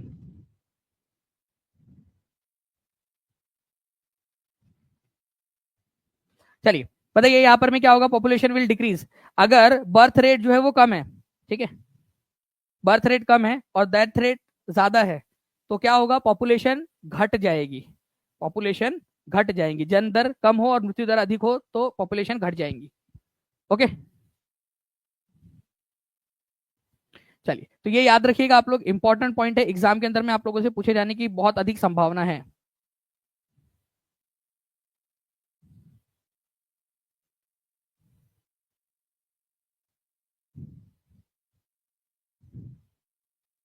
चलिए आगे बढ़ते हैं हम लोग फ्रेंड्स। यहाँ पर मैं भारत छोड़ो का नारा किसने दिया था ये आप लोगों को बताना है। तो भारत छोड़ो का नारा किसने दिया था, अगर ये क्वेश्चन पूछ लिया जाए आप लोगों से, तो भारत छोड़ो का नारा महात्मा गांधी ने, पंडित जवाहरलाल नेहरू ने, अरुणा असफ अली ने, मोर देन वन ऑफ दियो नन ऑफ दियो किसने दिया था? जल्दी से आंसर लगाएंगे आप सभी के सभी। और इसी के साथ में मैं आप लोगों को बताना चाहता हूँ, जितने भी बच्चे जो लोग चाहते हैं टीचिंग परीक्षा के प्रीमियम कंटेंट के साथ में जुड़ना, ठीक है, वो टीचिंग परीक्षा का एप्लीकेशन जरूर डाउनलोड कर लीजिए, वहां पर मैं आप लोगों के लिए स्पेशल ऑफर्स चल रहे हैं, ताकि आप लोग जो है अपनी पढ़ाई को और ज्यादा अच्छे से, ठीक है, और एफिशिएंसी के साथ में कर सके। साथ ही साथ आप लोगों को बहुत सारे बेनिफिट्स मिलेंगे, सारी एनसीईआरटी सारी एससीईआरटी वहां अपलोड कर दी गई है, एनसीईआरटी बेस्ड क्वेश्चंस वहां अपलोड किए गए हैं, एनसीईआरटी डू यू नो पूरा प्रोवाइड किया गया आप लोगों को, 600 रुपए का जो कोर्स है वो अलग से जो मिलता है वो आपको फ्री ऑफ कॉस्ट प्रोवाइड किया गया है। साथ ही साथ जो है जितने भी बच्चे कोर्स के अंदर में एनरोल है उनको 10,000 प्लस क्वेश्चन वाला जो कोर्स है उसमें कंसेशन मिल रहा है, अदरवाइज आपको अलग से 1400 रुपए का वो खरीदना पड़ेगा। तो ये एक बेनिफिट आपको मिल रहा है, 10,000 से भी ज्यादा प्रीवियस ईयर क्वेश्चन जिसके आधार पर क्वेश्चन बनते हैं आपके टीआरई में, तो ये इंपॉर्टेंट वाले 10,000 से भी ज्यादा क्वेश्चन आपको प्रोवाइड करवा दिए गए। भारत छोड़ो का नारा किसने दिया था? तो भारत छोड़ो का नारा, ठीक है, क्विट इंडिया का नारा दिया था यूसुफ मेहर अली ने, ठीक है, तो आंसर इसका क्या हो जाएगा आप लोगों का? जितने भी लोगों ने गांधी जी आंसर लगाया है ना, ठीक है, तो गांधी जी खुद भी आपको माफ नहीं करेंगे। गांधी जी ने क्या नारा दिया था? करो या मरो का नारा दिया था, डू और डाई का, ठीक है, तो आंसर यहाँ पर मैं नन ऑफ द अबव होने वाला है आप लोगों का, क्योंकि क्विट इंडिया का नारा दिया था यूसुफ मेहर अली ने, ठीक है, क्विट इंडिया, इन्होंने ही नारा दिया था friends, Simon go back, Simon वापस जाओ। क्यों बोला था इन्होंने साइमन को वापस जाओ? ठीक है, साइमन गो बैक, क्योंकि साइमन कमीशन जो बनाया गया था भारत के अंदर में, साइमन कमीशन, याद रखना आप लोगों ने फ्रेंड्स कि इसने इसमें एक भी भारतीय व्यक्ति शामिल नहीं था साइमन कमीशन के अंदर में, इसी वजह से साइमन गो बैक का नारा जो है हमारे भारतीय लोगों ने दिया था, ये भी नारा यूसुफ मेहर अली की ही इजाद थी, ठीक है, तो साइमन गो बैक और क्विट इंडिया ये दोनों नारे यूसुफ मेहर अली ने दिए थे। और डायरेक्ट ये क्वेश्चन बनेगा आप लोगों का, प्लीज इसको याद रखिए आप लोग, यूसुफ मेहर अली लिख दीजिए सभी लोग जल्दी जल्दी से आप लोग, ठीक है, ओके। गुरुजी आपके और आपके टीम की सहायता से तो TRE 3 6 to 8 maths and science में सिलेक्शन हो गया, अब बस मिलने का सपना है गुरुजी, अब 9 10 का तैयारी चल रहा है। देखिए जीके जीएस शिवान जी बहुत बढ़िया, और आपने टीचिंग परीक्षा के साथ में 6 to 8 मैथ्स एंड साइंस का सिलेक्शन आपका हो गया, अब आप 9 10 की तैयारी कर रहे हो, ठीक है, मिलने का सपना है, तो बिल्कुल हम लोग मिलेंगे भी, एक हम लोग बड़ा सा जो है मीटअप रखेंगे टीआरई 4 के बाद में, ठीक है, क्योंकि एक चीज है, मैं आपको बता दूं, एक सपना है, ठीक है, जो आपका और मेरा, हम सबका अपना है, और वो सपना है टॉप 1000 के अंदर में केवल और केवल टीचिंग परीक्षा के बच्चे होने चाहिए। टॉप 100 के अंदर में तो भाई एकदम मतलब स्वीप करना है। और जो टॉप 100 के अंदर में टीचिंग परीक्षा का स्टूडेंट आएगा ना, मैं आपसे प्रॉमिस कर रहा हूँ, जो जनरल कैटेगरी के अंदर में, ठीक है, मतलब जनरल से क्लियर करेगा, टॉप 100 के अंदर में रहेगा, उसको टीचिंग परीक्षा की तरफ से लैपटॉप भी मिलेगा। मेहनत करो, आगे बढ़ो, क्योंकि यहाँ पर मैं एक सपना जो मैंने देखा है ना, ये आपके मम्मी पापा के आंखों का सपना है, ये आपके जो है जो आपसे प्यार करते हैं ना, उन लोगों का सपना है, ये आपके आंखों का भी सपना होना चाहिए। ठीक है, आपके आने वाले जो लोग हैं, ठीक है, चाहे आपके बच्चे होंगे आगे में, वो बड़े होंगे, ठीक है, उनकी आंखों का सपना है कि वो बोल सके प्राउडली कि उनके मम्मी या उनके पापा जो है वो टॉप 100 के अंदर में आए थे जनरल कैटेगरी से, चाहे वो किसी भी, आप किसी भी कैटेगरी से बिलोंग करते हो, चाहे जनरल में टॉप 100 में आके दिखाना है आप लोगों ने, इतनी मेहनत करनी है। और मैं आपसे प्रॉमिस कर रहा हूं कि जो टॉप 100 के अंदर में टीचिंग परीक्षा का जो भी स्टूडेंट रहेगा ऐप के अंदर में, पेड स्टूडेंट, वो अगर वो टॉप करता है, टॉप 100 में आता है, और पूरी जान लगा देंगे आप लोगों को टॉप 100 में लाने के लिए। और टॉप 1000 के अंदर में भी टीचिंग परीक्षा के स्टूडेंट्स होने चाहिए। ठीक है, चलिए आगे बढ़ते हैं हम लोग फ्रेंड्स। यहाँ पर मैं ये पूरी की पूरी लिस्ट आप लोगों को टीचिंग परीक्षा के टेलीग्राम ग्रुप पे भी मिल जाएंगी, तो टेलीग्राम को जरूर ज्वाइन कर लेना आप लोगों ने, और टीचिंग परीक्षा के ऐप पर भी मिल जाएंगी आपको पूरी की पूरी लिस्ट। करो या मरो का नारा गांधी जी ने दिया था, पूर्ण स्वराज जवाहरलाल नेहरू ने दिया था, हिंदी हिंदू हिंदुस्तान भारतेंदु, ठीक है, हरिश्चंद्र, बहुत ही इंपॉर्टेंट वाला क्वेश्चन, ठीक है, ये हिंदी हिंदू हिंदुस्तान, ठीक है, हिंदी हिंदू हिंदुस्तान भारतेंदु, ठीक है, हरिश्चंद्र ने दिया था ये नारा, बहुत इंपॉर्टेंट है। ठीक है, बैक टू दी वेदास, वेदों की ओर लौटो, दयानंद सरस्वती, स्वामी दयानंद सरस्वती ने, ठीक है, ओके, जय जगत विनोबा भावे ने दिया था। ओके, वंदे मातरम का नारा किसने दिया था? वंदे मातरम पूरा जो है अपनी आनंद मठ नामक पुस्तक के अंदर में बंकिम चंद्र चटर्जी ने, ठीक है, जन मन गण अधिनायक जय है रविंद्रनाथ टैगोर के द्वारा लिखित है। ठीक है, तो प्लीज इसको याद रखना है आप लोगों ने, एग्जाम के अंदर में पूछा जा सकता है। ठीक है, who lives if India dies, कौन जिएगा अगर भारत मर जाएगा? तो जवाहरलाल नेहरू का नारा है। ठीक है, who lives if India dies, ठीक है, जवाहरलाल नेहरू का नारा है। तुम मुझे खून दो मैं तुम्हें आजादी दूंगा, give me blood I will give you freedom, Subhash Chandra Bose. ठीक है, आप मुझे अपनी मेहनत दो, आप अपनी लगन, आपका समर्पण दे दो, मैं आप लोगों को टॉप 100 देता हूं। ठीक है, आपकी जो जो जो भी कैटेगरी आपकी, जितना ज्यादा समर्पण उतना ज्यादा आपके चांसेस। टॉप 1000 में मुझे केवल और केवल टीचिंग परीक्षा के स्टूडेंट्स चाहिए, इसी वजह से इतना सारा मटेरियल आपको फ्री ऑफ कॉस्ट अवेलेबल करवा दिया है। जितने भी टीचिंग परीक्षा के ऐप के स्टूडेंट है, कोर्स के अंदर में इतना मटेरियल कि कोई बच्चा अगर अच्छे से कर लेना तो बहुत आसानी से कर लेगा वो। ठीक है, चलिए, तो who lives if India dies, कौन कौन जिएगा अगर भारत मर जाएगा? तो जवाहरलाल नेहरू का नारा है। ठीक है, इसके बाद में तुम मुझे खून दो मैं तुम्हें आजादी दूंगा, ठीक है, सुभाष चंद्र बोस का। ठीक है, साइमन गोबैक जो है यहाँ पर मैं याद रख लेना, यहाँ पर मैं यूसुफ जो है मेहर अली, यूसुफ मेहर अली का नारा है ये। ठीक है, नाउ निम्नलिखित में से कौन सी संयुक्त राष्ट्र की आधिकारिक भाषाओं में से एक है? अब बहुत ही इंपॉर्टेंट क्वेश्चन है ये आपका, इसको इंपॉर्टेंट मार्क करेंगे आप सभी के सभी। क्या आप लोगों को पता है संयुक्त राष्ट्र क्या है? हमारे दुनिया के अंदर में जो है फ्रेंड्स, आप लोगों को पता होना चाहिए कि 2 विश्व युद्ध हुए हैं। ठीक है, और जो दूसरा विश्व युद्ध हुआ था उसके बाद में दुनिया ने यूनाइटेड नेशंस की स्थापना की, संयुक्त राष्ट्र की, यूनाइटेड नेशंस की स्थापना। क्या बता सकते हो यूनाइटेड नेशन की स्थापना कब हुई थी? कोई है जल्दी से बता दीजिए, डेट के साथ में बताइए, बहुत इंपॉर्टेंट है। 2155 लाइक्स हो चुके हैं, जल्दी से फ्रेंड्स आप लोगों ने सेशन को आगे बढ़ाना है, जहां जहां शेयर कर सकते हो शेयर करते रहिए। यूनाइटेड नेशंस की स्थापना हुई थी 24 अक्टूबर 1945 के अंदर में, सभी लोग लिखेंगे जल्दी से। ठीक है, इसकी जो है ऑफिशियल लैंग्वेजेस कौन कौन सी है ये बताना था आप लोगों ने। तो देखो, ऑफिशियल लैंग्वेजेस, ठीक है, कौन कौन सी है? तो देखो, सबसे पहली चीज तो भाई एक तो इंग्लिश होंगी, ऑब्वियस सी बात है, इंग्लिश है, इंग्लिश है। ठीक है, जो लोग जीते थे ना उन लोगों की भाषाएं तो है ही इसके अंदर में, इंग्लिश। ठीक है, इंग्लिश किस किस की भाषा है? यूएसए और यूके, ब्रिटेन जो भी है उनकी भाषा। फ्रांस जीता था तो फ्रेंच है। ठीक है, फ्रेंच, फ्रांस जीता था। ठीक है, चाइना जीता था, आपको पता है चाइनीज। ठीक है, चाइनीज, जिसको आप लोग मैंडेरिन भी बोलते हो, मैंडेरिन। मैंडेरिन कहाँ की भाषा ये याद रखना है आप लोगों ने फ्रेंड्स, मैंडेरिन जो है वो चाइना की भाषा है, चाइनीज जीता था। और कौन जीता था भाई? रशिया जीता था, तो रशियन, रशियन। ओके, ये 4 तो हो गई आप लोगों की। ठीक है, इसके अलावा 2 और भाषा है, ठीक है, ये याद रखेंगे आप सभी के सभी। एक है आपका स्पेनिश और एक है अरेबिक। स्पेनिश, स्पेनिश, स्पेन की भाषा स्पेनिश, और एक है अरेबिक, अरेबिक। ओके, तो कितनी भाषाएं हो गई है टोटल? जल्दी से बताओ कितनी भाषाएं हो गई? तो टोटल ये भाषाएं हो जाती है 6 भाषाएं हैं, ऑफिशियल लैंग्वेजेस। ओके, तो यूनाइटेड नेशंस की आधिकारिक भाषाएं 6 है, English, French, Chinese, Russian, Arabic और स्पेनिश। ठीक है, ये 6 भाषाएं। और ये उनमें से 4 तो बहुत ही सिंपल है। ये जो जीते हुए देश थे ना, जो 5 आप लोगों के परमानेंट मेंबर है, यूएसए और यूके, ब्रिटेन भी जिसको आप लोग बोलते हो, ये परमानेंट मेंबर है, तो इनकी भाषा इंग्लिश। ठीक है, फ्रांस की फ्रेंच, ठीक है, रशिया की रशियन, चाइनीज की चाइनीज मैंडरीन या चाइनीज, जो भी आपको बोलना है उसको। ठीक है, तो ये तो परमानेंट मेंबर है यूनाइटेड नेशन सिक्योरिटी काउंसिल के, ये तो हो ही गया। साथ ही साथ अरेबिक और स्पेनिश भी है। अब बताएंगे इसका आंसर क्या होगा आपका, जल्दी से सभी लोग आंसर करेंगे कमेंट के अंदर में, स्पीड में।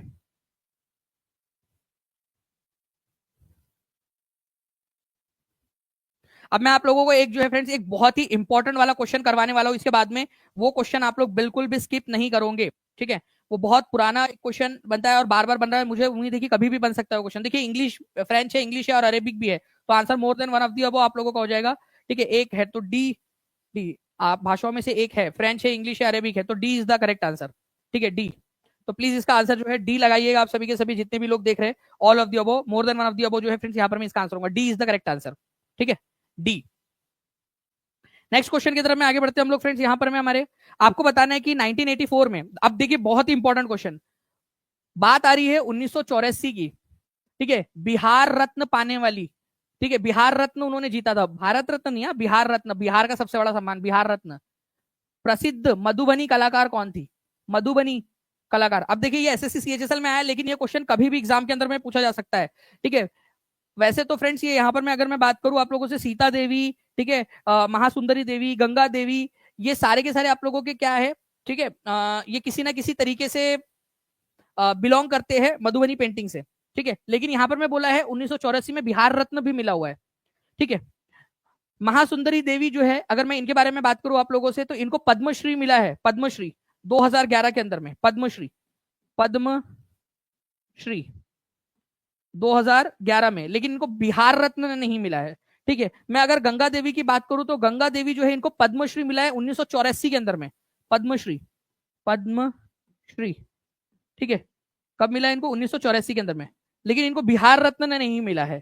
ठीक है, और वही अगर मैं सीता देवी की बात करूं तो इनको जो है फ्रेंड्स, सीता देवी को, ठीक है, पद्मश्री भी मिला हुआ है इनको। ठीक है, इनको पद्मश्री भी मिला हुआ है इनको, ठीक है, बिहार रत्न जो अवार्ड है वो भी मिला हुआ है। तो पद्मश्री और बिहार रत्न दोनों सम्मान जो है इनको मिले हुए हैं, ये याद रखना है आप लोगों ने। तो आंसर क्या हो जाएगा आप लोगों का, आंसर हो जाएगा सीता देवी, सीता देवी मधुबनी कलाकार। अगर ये क्वेश्चन आया है एग्जाम के अंदर में, तो हो सकता है कहीं पे भी रिपीट होकर पूछ ले आप लोगों से। ठीक है, तो ये याद रखना है, ये मधुबनी कलाकार है ये, लेकिन सीता देवी है इनमें से जिनको बिहार रत्न से भी सम्मानित किया गया 1984 के अंदर में। ठीक है, बिहार रत्न से। इवन जो है मैं आपको बता दूं कि इनको शिल्प गुरु अवार्ड जो है उससे सम्मानित किया जा चुका है, तीनों को, इनको भी, सीता देवी को भी, ठीक है, महासुंदरी देवी को भी और गंगा देवी को भी। शिल्प गुरु, शिल्प गुरु का मतलब होता है जो शिल्पकारी के अंदर में अच्छा प्रदर्शन करते। ठीक है, शिल्प गुरु। ओके, चलिए चलिए, ओके।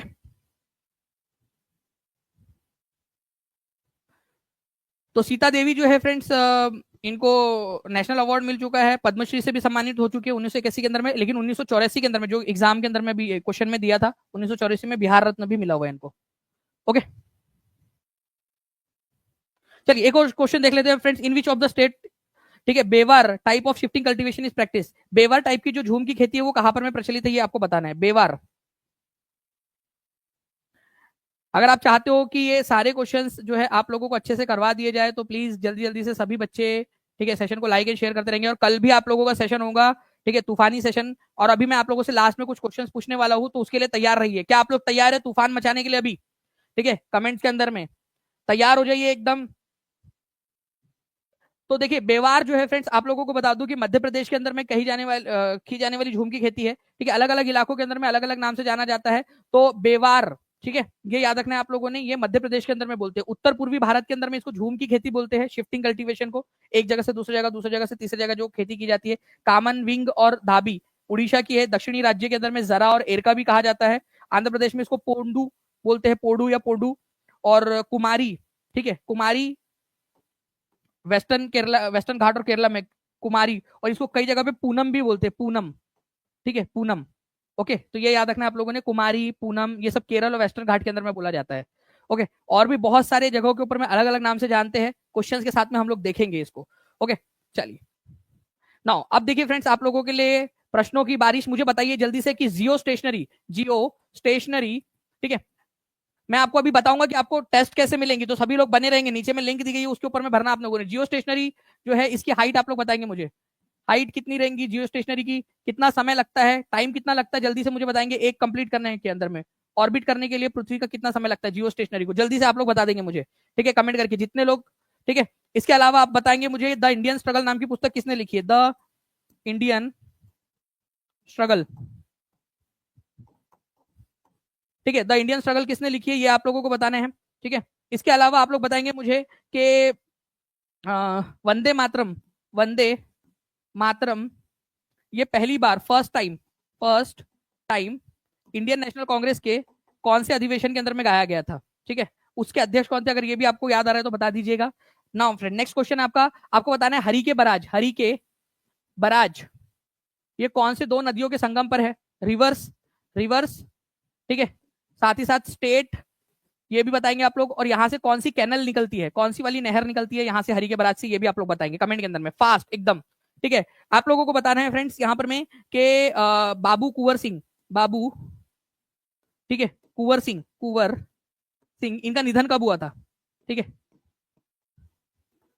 निधन कब हुआ था, ये आप तारीख के साथ में या ईयर जो भी आप बताना चाहो वो बता सकते हो, ठीक है। आप लोगों को बताना है नालंदा यूनिवर्सिटी की स्थापना किसने की थी, नालंदा, नालंदा, ठीक है, यूनिवर्सिटी जो है उसकी स्थापना किसने की थी, ये भी कमेंट करके बताएंगे आप सभी के सभी जल्दी जल्दी से, ठीक है, फास्ट।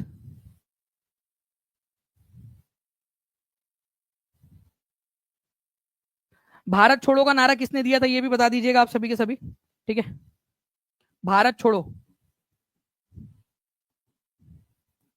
भारत छोड़ो का नारा किसने दिया था ये आप लोगों को बताना है कि किसने दिया है भारत छोड़ो का नारा। उसी के साथ में आप लोग मुझे बताइए कि बेवार जो है ये कौन से राज्य के अंदर में की जाने वाली, ठीक है, झूम की खेती है, कौन से राज्य में होती है, एनसीईआरटी में दिया हुआ एग्जाम के अंदर में पूछा जा सकता है।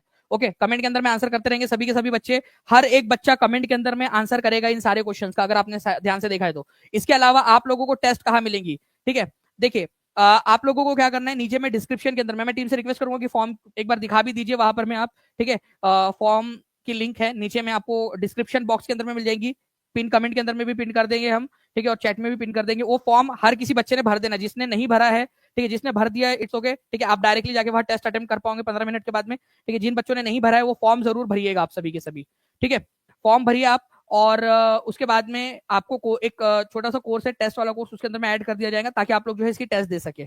ओके, चलिए बाकी इनके आंसर्स करते रहिएगा कमेंट के अंदर में भी। देखिए आप लोगों का पिन कर दिया गया है इसको, और नीचे में पिन कमेंट में और डिस्क्रिप्शन में भी मिल जाएगा आप लोगों को, फ्री टेस्ट फॉर्म है आपका, ठीक है। इसको भरने के बाद में आपको टीचिंग परीक्षा एप्लीकेशन डाउनलोड करना है। क्या हर किसी बच्चे ने टीचिंग परीक्षा एप्लीकेशन डाउनलोड कर लिया है? अगर किसी ने नहीं किया है तो एप्लीकेशन जरूर डाउनलोड करिए, क्योंकि वहीं पे आपको कोर्स की जो है वो कोर्स मिलेगा आपको, ठीक है, ये जो टेस्ट है आप लोगों का वो मिलेगा आप लोगों को। ओके ओके, चलो thank you very much friends, मिलते हैं हम लोग हमारे नेक्स्ट लेक्चर के अंदर में। चैनल को सब्सक्राइब जरूर कर दीजिएगा, और साथ ही साथ आप लोगों को बता दूं कि रोज आप लोगों की तूफानी सीरीज होंगी, अगर आपको पसंद आई है तो बता दीजिए। और इसी तरीके से लास्ट में हम लोग हर हर के लास्ट में, ठीक है, इस तरीके से तूफानी जो है हम लोग करेंगे। और आप लोगों के लिए मैं कंटिन्यूअस जो है कुछ ऐसे भी क्वेश्चंस लेकर आऊंगा जिसके अंदर मैं बस 15-15 सेकंड का कुछ समय दूंगा, और आपको बस क्वेश्चन आंसर लगाने आप लोगों ने। जी, कल जो है फ्रेंड्स आप लोगों का कल एक जो है कल आपका 2 बजे जो है फ्रेंड्स करंट अफेयर्स की क्लास है आप लोगों की, तो सभी लोग तैयार भी रहिएगा कल, ठीक है, एग्जैक्ट, ठीक है, 2 बजे करंट अफेयर की कल पूरा का पूरा हम लोग जो है अब तक जितना भी है जनवरी से लेकर अब तक का मार्च 15 हो चुका है, आपका आधा महीना बीत चुका है, तो आपका 2.5 महीने का करंट अफेयर कल एक साथ करने वाले, तो कल सभी लोग एग्जैक्ट आ जाइएगा, ठीक है। चलो thank you very much, take care and bye, God bless you all, thank you.